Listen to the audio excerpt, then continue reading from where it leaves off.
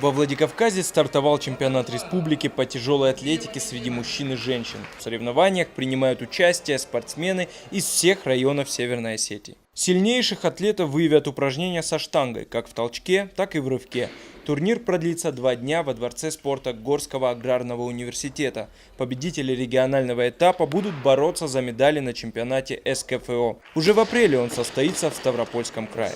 Во-первых, уровень это будет показан, когда они выступят, состояние подготовки. Да? Но у нас очень основные спортсмены, которые задействованы в сборных командах по подготовке к чемпионатам Европы, мира, они находятся на учебно-тренировочных сборах сборных команд России. За исключением их, все остальные сильнейшие атлеты находятся здесь, считаю, покажут хорошие результаты. Вот.